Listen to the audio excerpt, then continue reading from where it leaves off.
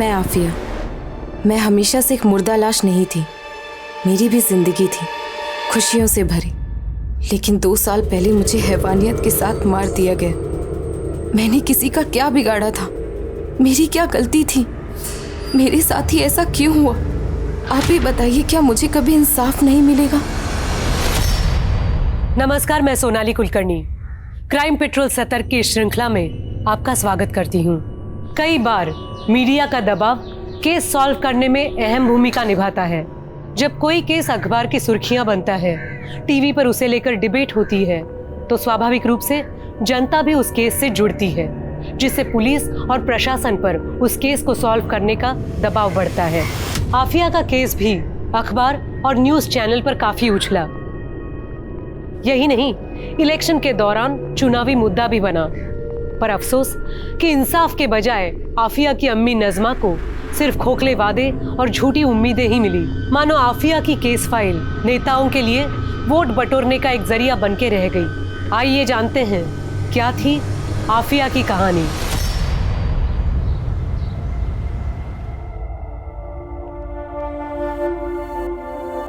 आफिया बेटा, ये ले, चाय पी ले। तू फिर वही कर रही है? मना किया है ना तुझे? अम्मी, आप तो जानती हैं ना, वहाँ लड़कियों के साथ सही बर्ताव नहीं होता। उनके साथ छेड़छाड़ होती है, बराबरी का हक नहीं मिलता। यहाँ तक कि प्रोफेसर्स भी ऐसे देखते हैं जैसे मानो कह रहे हो कि लड़की है, उतनी काबिल तो नहीं होगी।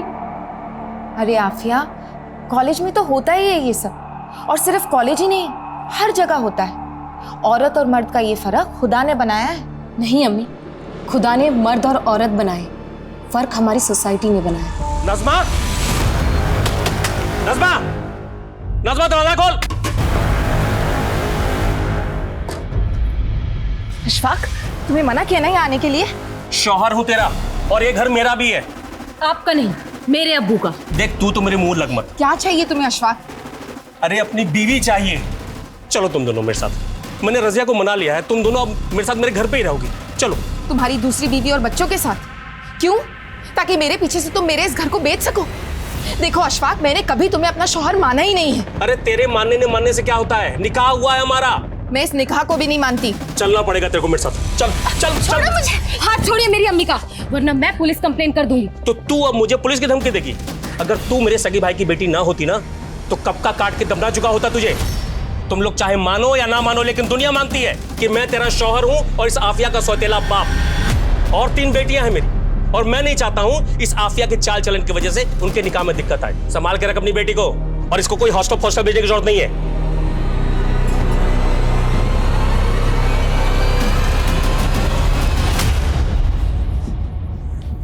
अम्मी, आप क्यों सहती हैं ये सब? तू नहीं समझेगी आफिया, ये दुनिया एक अकेली औरत के लिए कितनी जालिम है। प्लीज अम्मी, आप ये औरत होने की दुहाई मत दो।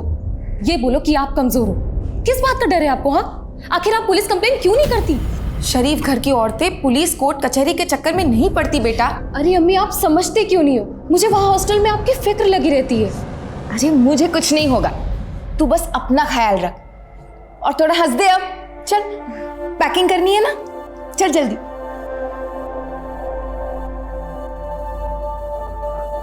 ये ले आफिया, कुछ पैसे रख ले।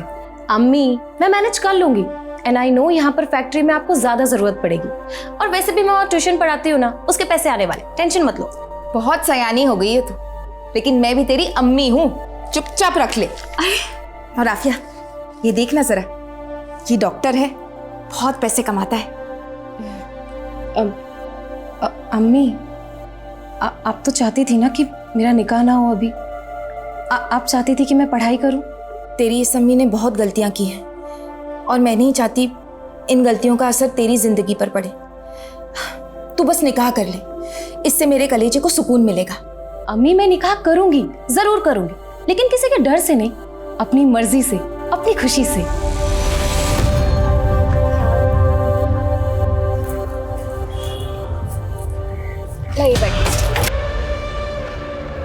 अच्छा अम्मी, आप जाइए।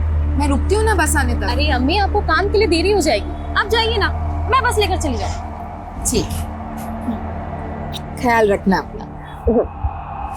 खुदा हाफिज। खुदा हाफिज।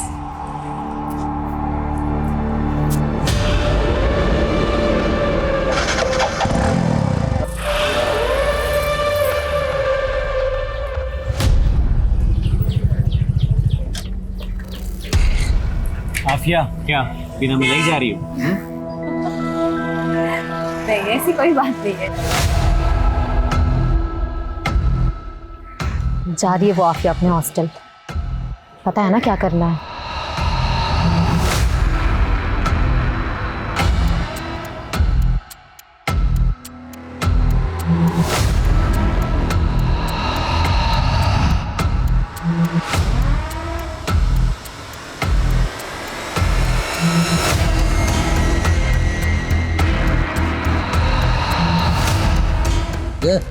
एक चाय देना।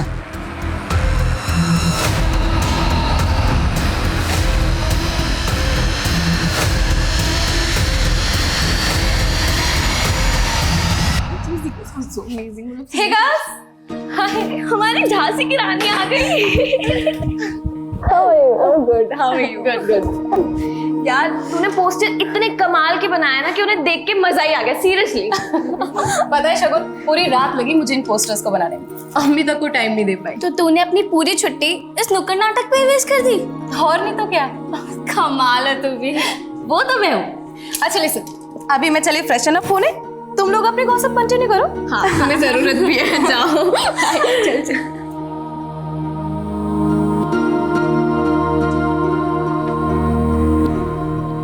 भैया, आज आप सभी की चाय मेरी तरफ से, लेकिन आप लोगों को भी प्रॉमिस करना होगा कि आप लोग हमारा नुक्कड़ नाटक वहां पर देखेंगे।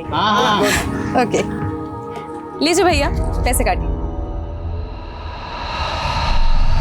हमें चाहिए आजादी, बुरी नजर से आजादी, गंदी सोच से आजादी, रोड रोमियो से आजादी, से आजादी, बुरी नजर से आजादी। बंद करो ये सब। क्या चल रहा है? तो गर्ल्स हॉस्टल ने ऐसे ही मोहल्ले का माहौल खराब कर रखा है, और तुम लोग सड़क पर उतर के प्रदर्शन नहीं कर रही हो।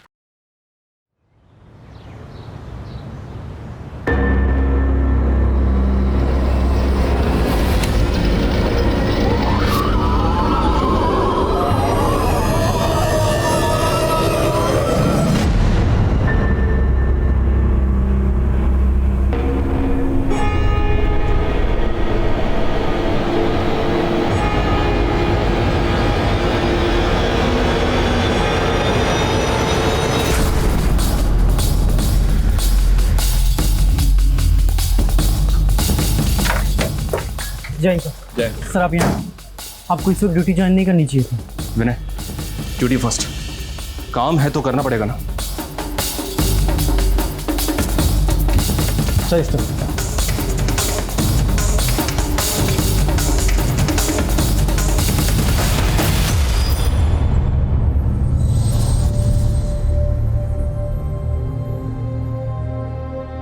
इतनी वहशियत, इतना गुस्सा, इस तरह से कौन मार सकता है इसे?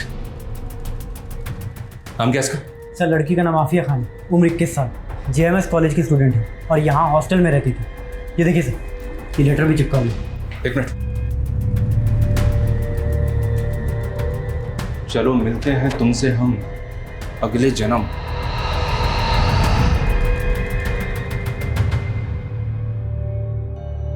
दिलकश जवानी।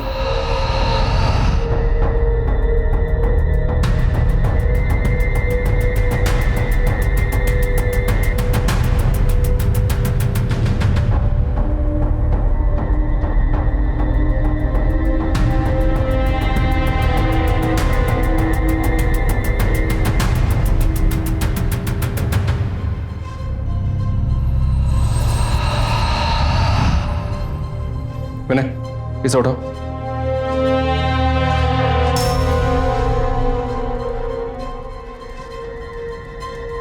लड़की को इसी बेड पे मारा होगा और फिर कमरे से घसीट कर बाथरूम तक ले गए होंगे। और शायद उसका रेप भी किया होगा। बाथरूम के शीशे पे वो नोट और लड़की के हाथ पे लिखा दिलकर शवानी। किसी जिल्टेड लवर का मामला लगता है। सर कॉलेज की छुट्टियां चल रही थी, इसीलिए सभी लड़कियां अपने अपने घर गई हुई थी। आफिया और 4-5 लड़कियां और अभी परसों ही अपने घर से हॉस्टल लौटी सर। ये रही सर। अच्छा, आफिया के रूम में 2 बेड्स और हैं। उसकी रूममेट्स कौन है? सर मैं और तनु, लेकिन तनु अभी तक घर से वापस नहीं आई है सर। आफिया को इतनी हैवानियत से, इतनी बेरहमी से किसी ने मार दिया और आपको कुछ पता ही नहीं चला? एक्चुअली कल रात को मैं अपने कमरे में नहीं थी। हम सब लोग कल गीतिका के रूम में थे, क्योंकि इसकी दोनों रूममेट नहीं आई थी तो हम लोग इसी के रूम में सो गए थे सर। हाँ सर, ये सब मेरे ही रूम में थे। लेकिन आफिया तो आपके रूम में नहीं थी। क्यों? कोई अनबन थी उसके साथ? नहीं नहीं सर, वो तो हम सबकी बहुत अच्छी दोस्त थी। मैंने कल उसे बोला भी था कि तू भी हमारे साथ चल, लेकिन उसने कहा कि उसे पढ़ाई करनी है। तू अभी तक पढ़ रही है? चलना गीतिका के रूम में। अरे मोहतरमा जी, ऑलरेडी घर पे कितना टाइम वेस्ट हो गया। अगर अभी पढ़ाई नहीं की ना तो मैं पक्का फेल हो जाऊंगी। तू जा, चलना प्लीज। जा मेरी माँ। अच्छा ठीक है, बाय। आफिया की लाश को सबसे पहले किसने देखा था? सर मैंने ही देखा था। सुबह मैं अपने कमरे में आ रही थी तो मैंने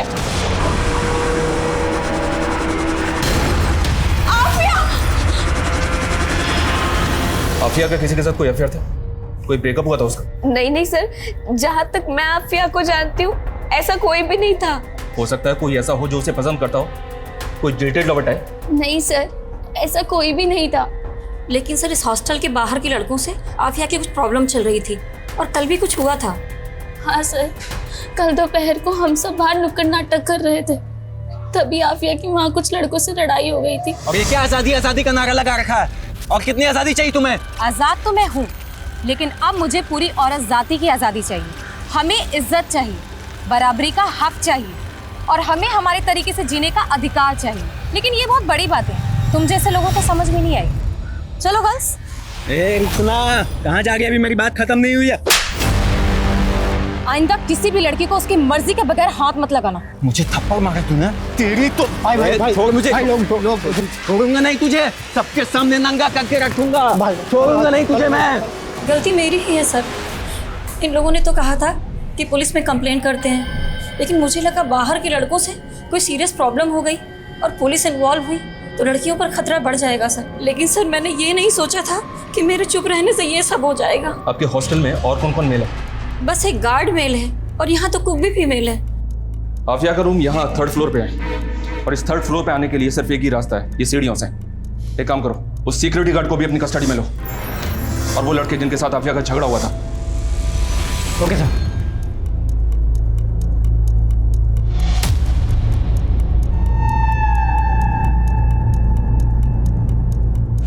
विनय, ये देखो, यहाँ पे खून के धब्बे हैं। हमें ऊपर कॉरिडोर में कहीं भी किलर्स के फुटप्रिंट नहीं मिले, ना ही सीढ़ियों पे, लेकिन यहाँ पे एक काम करो, यहाँ के प्रिंट लो और लड़की की बॉडी को पोस्टमार्टम के लिए भेजो। Okay sir.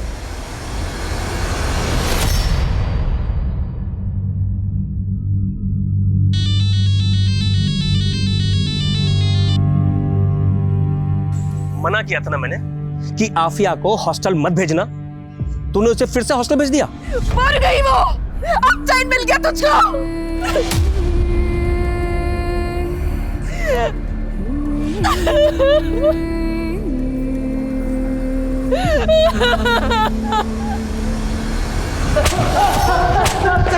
कुछ नहीं किया सर मैंने। तुम दोनों का झगड़ा हुआ था ना आफिया के साथ, उसे नंगा करके घुमाने की धमकी दी थी ना तुमने? नंगा करके मैंने बस गुस्से में बोल दिया था सर, बस गुस्से में बोल दिया था। वो फालतू की नारेबाजी कर रही थी बहुत। बड़े समाज सुधारक बनते हो ना तुम दोनों, हाँ? विनय, इन दोनों समाज सुधारकों की अच्छी तरह से खाल खींचो, तोड़ो इन दोनों को। कुछ नहीं किया सर हमने।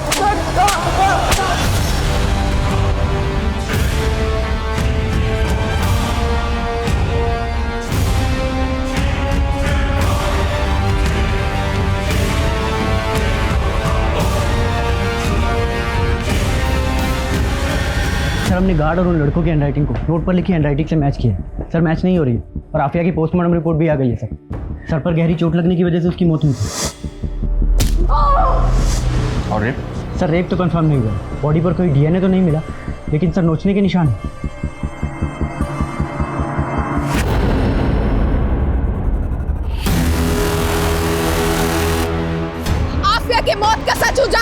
करो, उजागर करो, उजागर करो। आफिया के कातिलों को सजा दिलाओ, सजा दिलाओ, सजा दिलाओ। पुलिस प्रशासन की मर्जी नहीं चलेगी, नहीं चलेगी, नहीं चलेगी। पुलिस प्रशासन, हाय हाय, पुलिस प्रशासन, हाय हाय। आफिया का केस वक्त वक्त पर चर्चा में आता रहा, लेकिन सिर्फ अल्पसंख्यक को लुभाने के लिए एक चुनावी मुद्दा बनकर। सही मायनों में केस में कोई खास प्रोग्रेस हुआ ही नहीं। नेता आफिया को न्याय दिलाने के बड़े बड़े दावे करते, आश्वासन देते, अफसोस जताते, लेकिन जमीनी स्तर पर हकीकत यही रही कि आफिया का केस कोर्ट केसेस की ढेर में पड़ा धूल खा रहा था। पर ढेरों नाकामियों के बाद भी आफिया की मां मायूस नहीं हुई, डटी रही और आखिरकार उसका सब्र रंग लाया। हमारी पार्टी माइनॉरिटीज के वेलफेयर के लिए काम करती है, यही एजेंडा है हमारा, इसलिए हमारी इस बच्ची को न्याय मिलना ही चाहिए। सर, आफिया के केस की चार्जशीट दायर हो चुकी है। वो सब मुझे कुछ नहीं मालूम, कैसे भी हो इस केस को रीओपन करवाइए। मैं तो कहता हूं कि इस केस को आप क्राइम ब्रांच को सौंप दीजिए।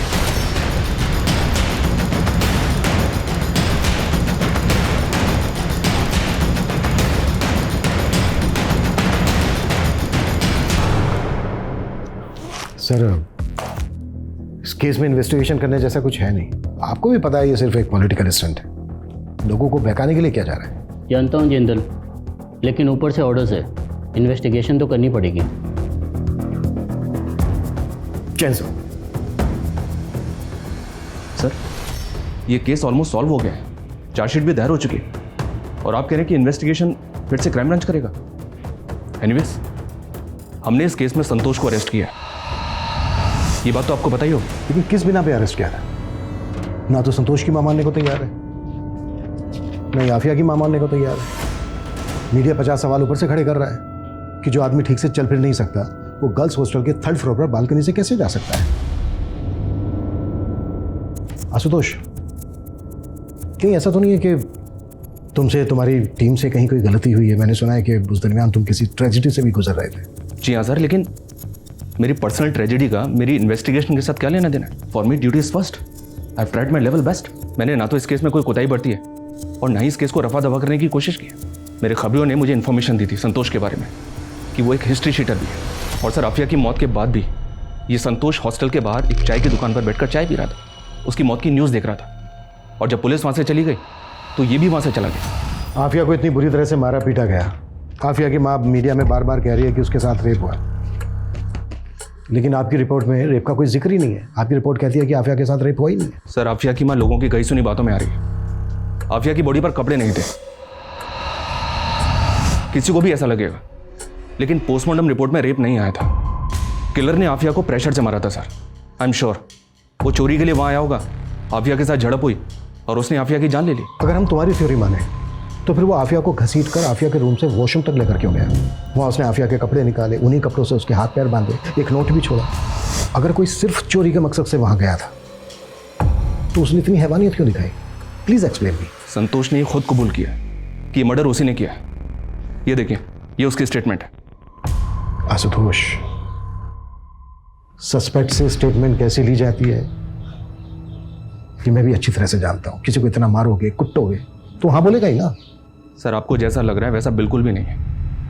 आफिया को चोरी के सिलबट्टे से मारा गया था। एक औरत ने संतोष को वो सिलबट्टा चोरी करते हुए देखा भी था। सारे सर्कमस्टेंशियल एविडेंस संतोष की तरफ ही इशारा कर रहे थे सर, बिलीव मी। लेकिन आफिया की बॉडी के पास एक नोट मिला है, उसकी बॉडी पे लिखा हुआ भी मिला है, दिलकश जवानी। ये तो किसी जिल्टेड लवर की ओर इशारा कर रहा है। जी हाँ सर, हमको भी ऐसे ही लग रहा था। हालांकि संतोष का कोई पास नहीं मिला हमें, लेकिन सर हो सकता है एक तरफा प्यार हो। Anyway, thank you so much. जय हिंद सर। जय हिंद। अभिषेक, संतोष को गर्ल्स हॉस्टल लेकर आओ। सर, उस घटना के बाद तो पुरानी वार्डन को अपना इस्तीफा देना पड़ा था और पिछले 2 सालों से मैं ही यही की वार्डन हूँ सर। अच्छा, ये बात बताइए।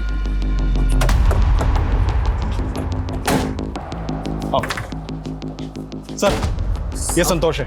साहब, मैंने कुछ नहीं किया है साहब। तू स्टेटमेंट दे चुका है अपना पहले ही। साहब, उन लोगों ने बहुत मारा था साहब। सच बोल रहा हूँ साहब, मैंने कुछ नहीं किया। ठीक है, रोना बंद करो। इधर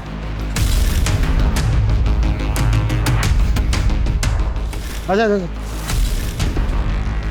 चल, दीवार पे चढ़ जा। चल चल।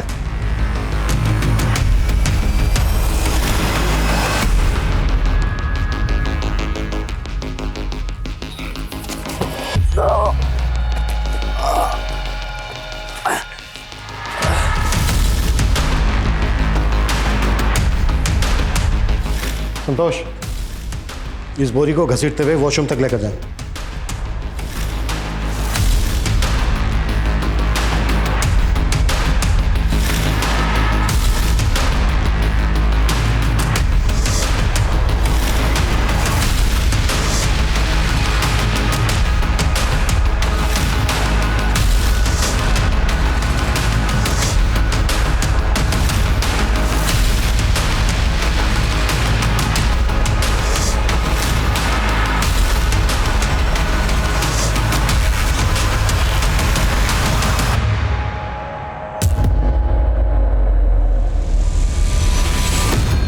सर, आपने जो पता करने के लिए बोला था, जो आफिया की बॉडी के ऊपर दिलकश जवानी लिखा हुआ था, वो एक सॉफ्ट पोर्न वेब सीरीज है। और सर, ये संतोष को लेके आपको क्या लगता है? देखते हैं। अच्छा, संतोष के अलावा इस केस में और किस किस पे शक था? सर, एक कार्तिक और सुनील। सर, ये दोनों अक्सर हॉस्टल के बाहर नेतागिरी झाड़ा करते थे और आफिया के साथ इनका झगड़ा भी हुआ था। और ये हॉस्टल का सिक्योरिटी गार्ड। इन सबको बुलाओ। ये कोई रैंडम क्राइम नहीं हो सकता। जिस किसी ने भी ये किया है वो आफिया पे नज़र रखता होगा, उसको फॉलो करता होगा, उसने पूरी रेकी की होगी, तभी उसको पता चला होगा कि सारी लड़कियां एक ही कमरे में। इस केस से जितने लोग भी जुड़े सबको बुलाओ। सर 2 साल पुरानी बात के लिए आपने मुझे यहाँ क्यों बुलाया? मेरे हस्बैंड और मेरे इन-लॉज को ये सब बिल्कुल नहीं पसंद। 2 साल पहले तुम्हारी रूममेट की जान गई। हमें पता चला है कि वो तुम्हारी बहुत अच्छी दोस्त भी थी। आई एम श्योर तुम भी यही चाहती होगी कि तुम्हारी दोस्त को इंसाफ मिले।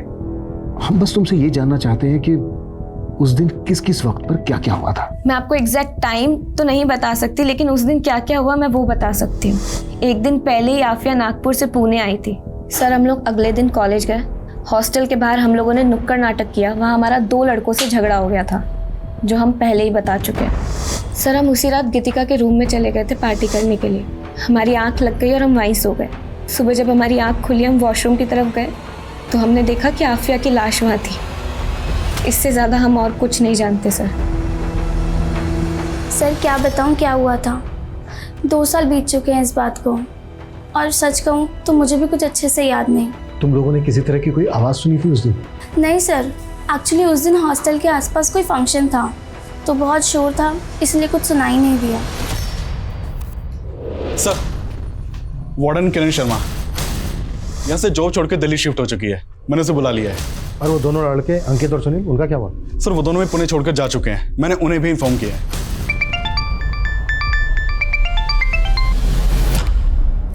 तुम्हारी वजह से मैं पंगे में फंसी हूँ। अब क्या चाहिए? क्यों फोन किया है?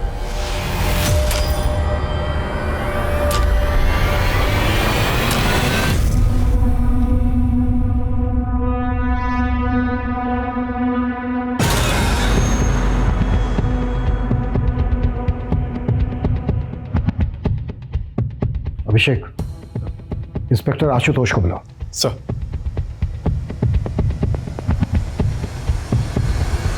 क्राइम स्पॉट या हॉस्टल के कॉरिडोर में कहीं पर भी फुटप्रिंट नहीं मिले। Right sir. लेकिन स्टेयर्स के पास मिले। इतना तो साफ है कि किलर के जूतों पर आफिया का खून लगा हुआ था। उस हिसाब से तो कॉरिडोर में भी मिलने चाहिए थे। जी हाँ सर, हमको भी ऐसे ही लगा था। फिर हमने सोचा कि शायद किलर ने वहां से निकलने से पहले पहुंचते होंगे। अपने शूज पर ये ब्लेड लगाओ।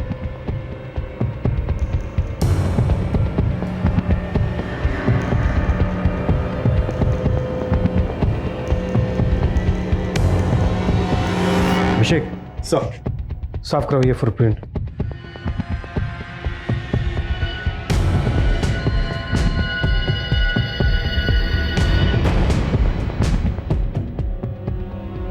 किलर ने अगर खुद अपने फुटप्रिंट साफ किए होते तो हल्के से रह जाते। जैसे कि देखो ये रह गए। किलर के पास इतना टाइम तो होगा नहीं कि वो अच्छे से साफ कर सके। इसका मतलब यह है कि किलर के जाने के बाद किसी और ने उसके फुटप्रिंट साफ किए। आई एम श्योर इस केस में कम से कम 2 लोग इन्वॉल्व हैं, शायद एक बाहर वाला और एक अंदर वाला। अभिषेक, अपनी टीम के कुछ लोगों को बोलो कि हॉस्टल के बाहर अंडर कवर होकर रहें। हॉस्टल में क्या क्या होता है पूरी जानकारी इकट्ठा करें, और इस केस से जुड़े सभी लोगों के कॉल रिकॉर्ड्स, लोकेशंस और बाकी की डिटेल्स चाहिए मुझे। Right sir.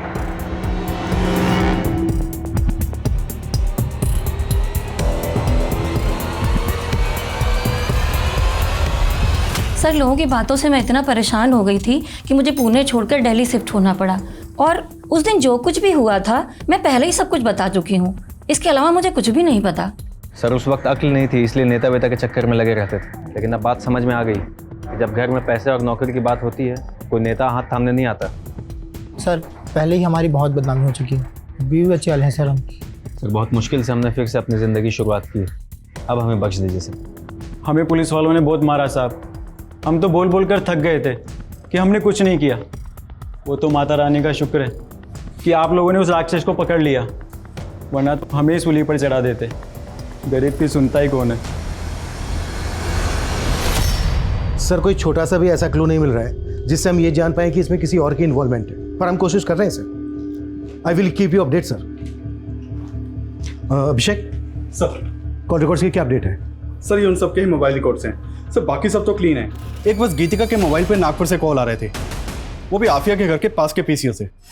इससे क्या साबित होता है? हो सकता है उसकी कोई जान पहचान वाला हो सकता है सर, लेकिन गौर करने वाली बात यह है कि गीतिका को 2 साल पहले तक ये कॉल्स आ रहे थे और आफिया के मर्डर के बाद से गीतिका को ये फ़ोन कॉल आना बंद हो गए। और अब जब ये केस दोबारा से रीओपन हुआ है तो गीतिका को उसी पीसीओ से दोबारा फ़ोन आ रहे हैं। बुलाओ गीतिका को। सर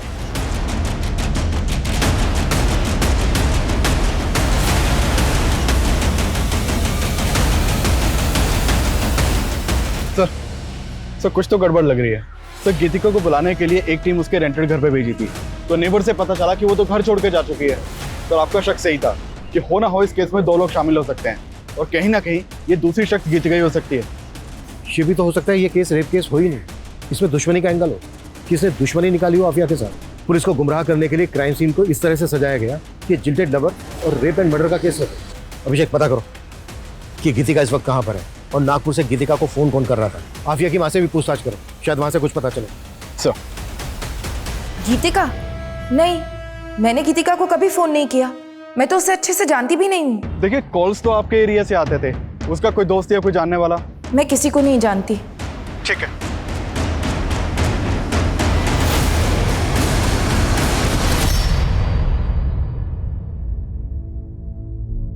जी भाईजान, सबसे ज्यादा नंबर लाई है आपकी आफिया।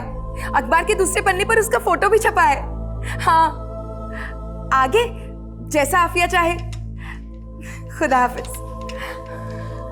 ये क्या अम्मी, आप अभी तक फोन पर लगे हो? अरे तूने खबर ही इतनी अच्छी दी है कि रिश्तेदारों तो क्या पूरी दुनिया को बताना चाहती हूँ कि आफिया मेरी बेटी लाखों में और मेरी अम्मी करोड़ों में। देखना अम्मी, ये तो शुरुआत है, धीरे धीरे मैं इतना नाम कमाऊंगी ना कि आपको वर्ल्ड फेमस कर दूंगी।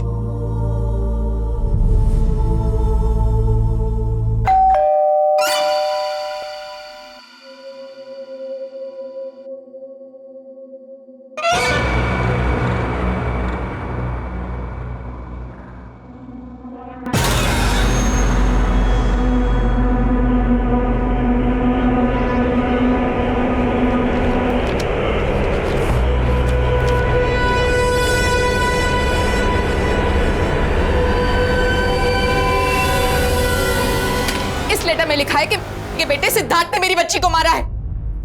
अब समझ आया, अपने संतोष जैसे आदमी को केस में फंसाया ताकि केस को रफा दफा कर सके।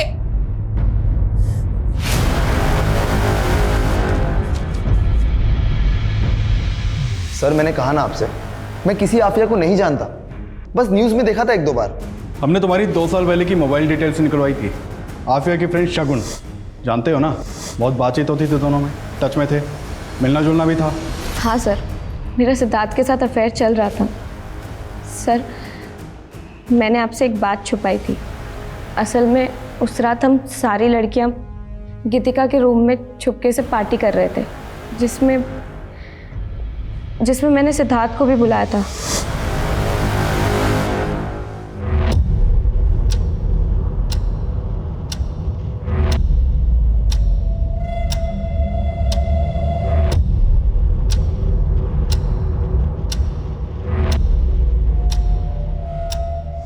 हाँ सर, मैं वहाँ पर गया था, लेकिन 1 घंटे में वापस आ गया।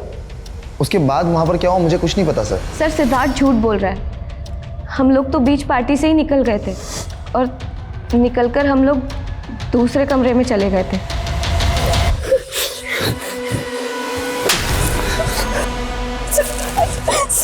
बस सिद्धार्थ, अब मुझसे ये दर्द बर्दाश्त नहीं होता। फिर से तंग आ गई तू।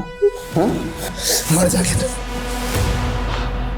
सर जानवर था वो जानवर, उसे तो प्यार का मतलब ही नहीं पता था, इसीलिए मैंने उससे ब्रेकअप कर लिया। सर सिद्धार्थ वहां से गुस्से में निकला था और मैं रोते रोते उसी कमरे में सो गई। सर मैंने अगले दिन देखा तो आफिया की मौत हो चुकी थी। सर मैं दावे से कह रही हूँ आफिया को सिद्धार्थ नहीं मारा है। वजह? सिद्धार्थ आफिया को क्यों मारेगा? लड़कियों के शरीर के साथ खिलवाड़ करना शौक है उसका। हाँ लेकिन आफिया के साथ तो रेप हुआ ही नहीं। सर आफिया के साथ रेप हुआ था, उसे देख के साफ साफ पता चल रहा था कि उसका रेप हुआ था, लेकिन सर पुलिस वालों ने ये बात दबा दी थी। उस वक्त सब लोग यही बात कर रहे थे। बहुत प्रेशर बढ़ रहा है जिंदल, जो करना है जल्दी करो। सर अपने खबरियों को बोलो कि वो सिद्धार्थ पे नजर रखें और साथ ही शगुन पे भी। सर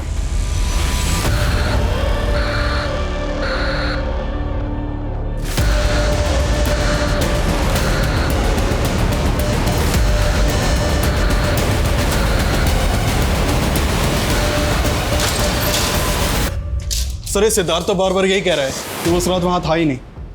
नेता का बेटा है, इतनी आसानी से थोड़ी ना टूटेगा। नजर रखो इस पर। इस केस में बार बार यही बात उठ रही है कि रेप हुआ था, रेप नहीं हुआ था, रेप हुआ था, रेप नहीं हुआ था। एक काम करो, जिस डॉक्टर ने पोस्टमार्टम किया था उससे मिलो।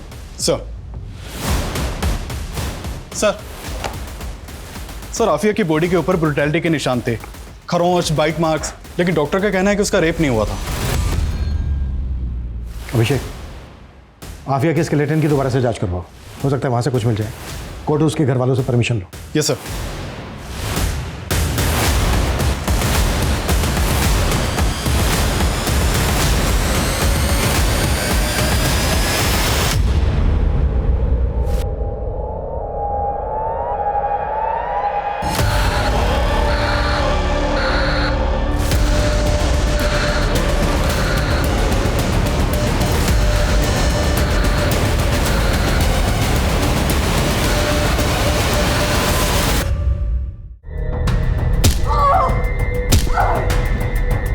इतनी वहशियत, इतना गुस्सा, इस तरह से कौन मार सकता है इसे?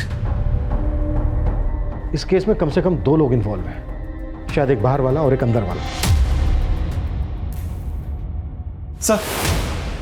सर आफिया के स्केलेटन की फोरेंसिक रिपोर्ट आ गई है। सर उसका हाथ तोड़ा गया था और पैर भी, और उसके सर पर बार बार मार कर उसकी जान ले ली गई थी। सर एक और बात पता चली है, आफिया के मर्डर के करीब 8 महीने पहले उसने एक वीडियो पोस्ट किया था जो काफ़ी वायरल हुआ था। ये देखिए सर ये वीडियो आफिया के हॉस्टल का ही है।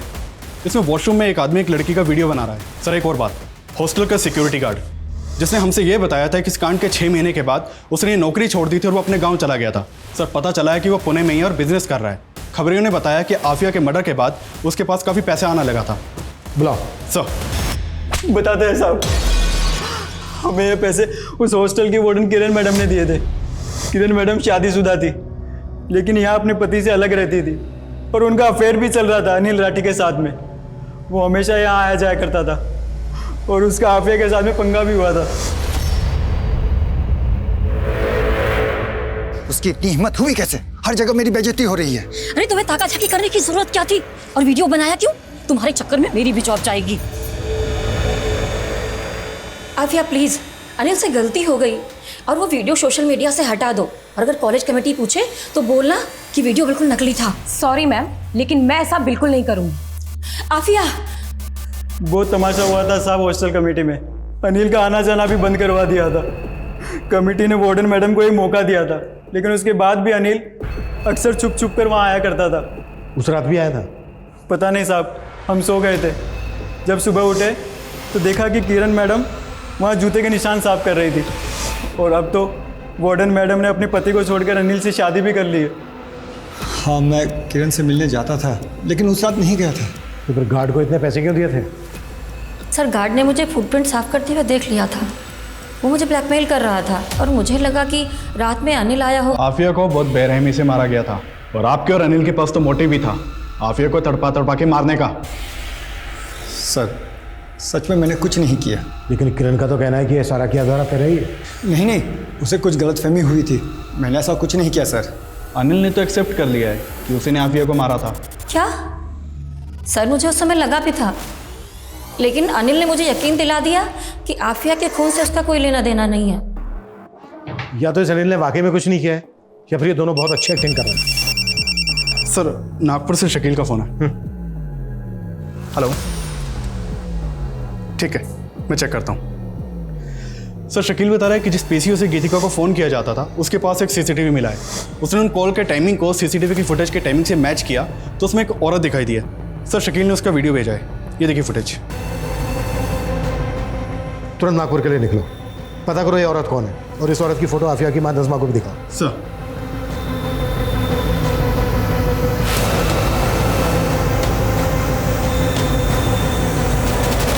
हाँ सर, मैंने फ़ोन किया था गीतिका को और बोला था कि उस आफिया पर नज़र रखे, क्योंकि आफिया का मेरे शौहर के साथ अफेयर चल रहा था।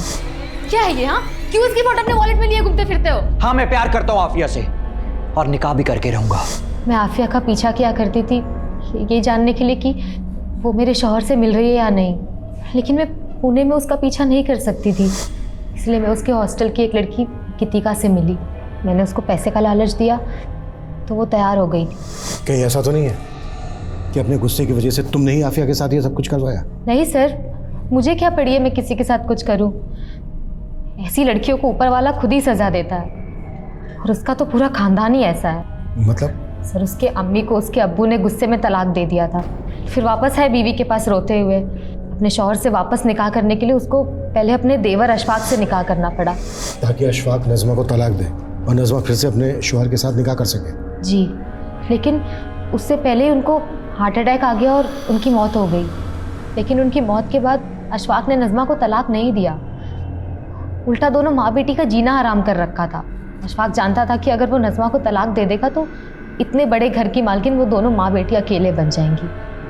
उन दोनों माँ बेटी की ज़िंदगी खुद तो बर्बाद थी और बेटी मेरे शौहर के साथ चक्कर चला के मेरी ज़िंदगी बर्बाद कर रही थी। तबस्सुम झूठ बोल रही है सर, ये सब बेकार की बातें। मेरी बेटी इकबाल से प्यार करती ही नहीं थी।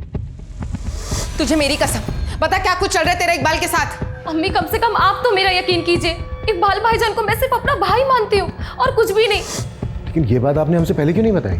मैं आपको क्या क्या बताऊं और किस किस के बारे में बताऊं सर? अकेली औरत की तो पूरी दुनिया ही दुश्मन होती है। सर मैं आफिया से बहुत प्यार करता था और वो भी मुझसे प्यार करती थी। आफिया प्यार नहीं करती थी तेरे से। आफिया की मौत में ऐसे ही किसी इंसान का हाथ है जो एक तरफा प्यार करता था उससे। नहीं सर, ये आप क्या कह रहे हैं? मैंने आफिया के साथ ऐसा कुछ भी नहीं किया है। साहब मैं मानता हूँ कि साहब मैं आफिया को पसंद नहीं करता था साहब, लेकिन साहब मैं इतना बड़ा भी जानवर नहीं हूँ कि अपनी सगे भाई की बेटी के साथ ऐसी घिनौनी हरकत करूँ साहब। हेलो मैम, ये आपका ऑर्डर। थैंक यू मैम आपके लिए कुछ और भी है। जी।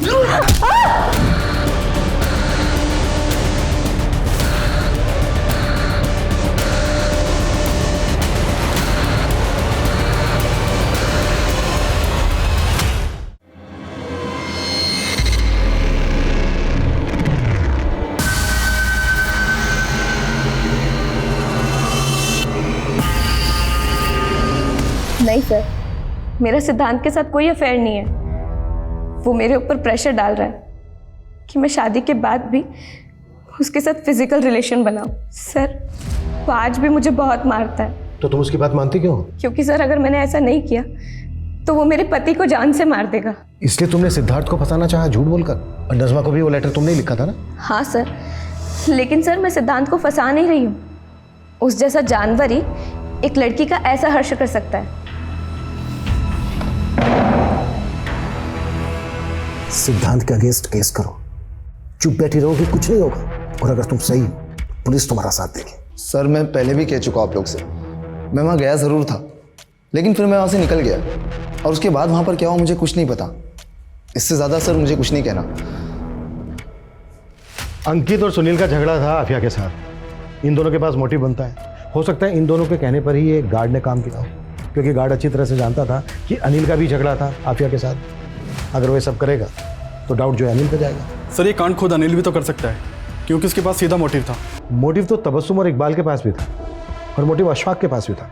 हो सकता है अशफाक ने इस काम को अंजाम दिया, या फिर सिद्धार्थ, क्योंकि शगुन तो सीधा शक सिद्धार्थ के ऊपर जता रही है। ये भी तो हो सकता है कि इनमें से कोई ना हो, इस वारदात को किसी और ने अंजाम दिया। अभिषेक ये देखो, ये कुछ दिन पुराना न्यूज़पेपर है। सूरत में एक लड़की के साथ वारदात कुछ ऐसी हुई थी जैसी इस लड़की के साथ। हाथ पैर तोड़े गए, उसका रेप हुआ, उसकी बॉडी पर डीएनए मिला, लेकिन किसने किया ये अभी तक पता नहीं। सर आफिया का मर्डर भी इसी तरह से हुआ था, लेकिन आफिया का रेप नहीं हुआ था। अभिषेक, इस केस में जो डिफरेंसेस हैं तो उस पर क्यों सोच रहे हो? जो चीज़ें कॉमन है उस पर आगे बढ़ते हैं ना। लेकिन सर अगर ये तुक्का फेल हो गया तो इस केस को बंद करने की नौबत आ सकती है। इसलिए तो रिस्क लेना भी बनता है। पिछले 5 साल के जितने भी रेप और मर्डर के केसेस हैं जिसमें इस तरह की समानता है, सबका डेटा निकालो।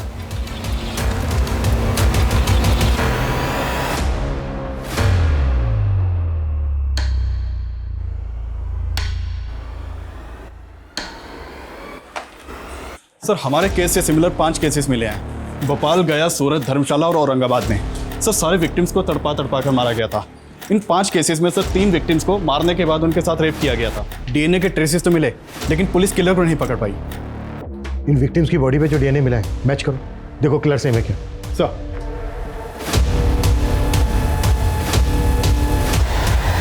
बाय मम्मा।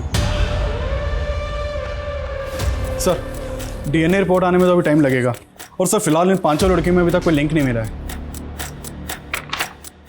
अभिषेक, लिंक है?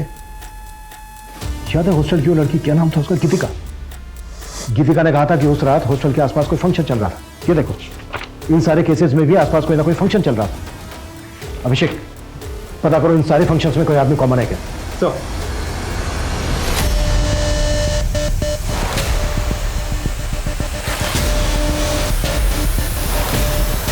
जो डिटेल्स निकालने के लिए बोली थी अब तक मिली क्यों नहीं है मुझे? सर आपका शक सही निकला। एक आदमी का पता चला है जो हर लोकेशन पे मौजूद था। ये सर ये अलग अलग शहरों में अलग अलग कैटरिंग के लिए काम करता है। मैंने मोबाइल ऑपरेटर से इसकी डिटेल निकलवाई तो पता चला कि ये मुंबई में है अभी। तुरंत मुंबई पुलिस से कांटेक्ट करो, इस आदमी को ट्रेस करो। इससे पहले कि किसी और लड़की को अपना शिकार बनाए, हमें इसे रोकना होगा। Quick, fast. सर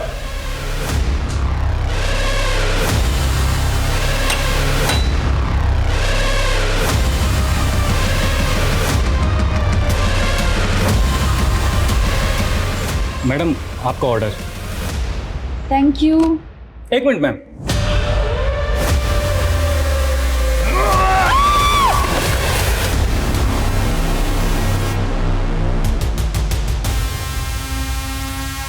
रघु, चल। देख, शुरू से अब सच बताना शुरू कर। हमें दूसरे केसेस में भी डीएनए सैंपल मिले, इसलिए छुपाने से कोई फायदा नहीं है। छुपाना? छुपाना कौन चाहता है सर? पहले पकड़ लेते, पहले बता देता। हाँ, मैंने उन सारी लड़कियों का खून करके उनके साथ बलात्कार किया। हेलो मैम, आपके लिए ऑर्डर। Thank you. वो क्या है ना कि खून देखकर मुझे बड़ा मजा आता है। उसी से मैं वो क्या कहते हैं, एक्साइटेड होता हूं। आफिया को क्यों मारा? उसके ऊपर तो मेरी बहुत पहले से नजर थी, पसंद आ गई थी वो मुझे, तो सोचा मिल के आता हूं।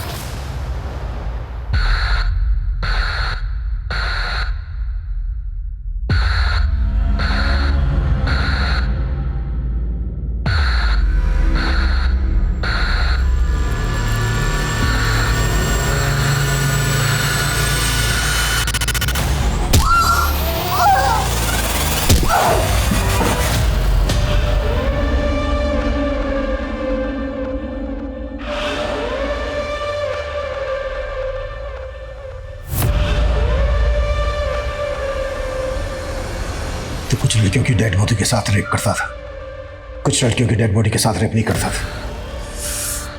वो एक मेरी कमजोरी है। कभी कभी खून देख के भी गरम नहीं होता मैं। लेकिन वो लड़की मुझे चाहिए थी, इसलिए उससे वादा करके आया, फिर मिलेंगे अगले जन्म। अब अगले जन्म में मैं फिर उससे मिलूंगा सर।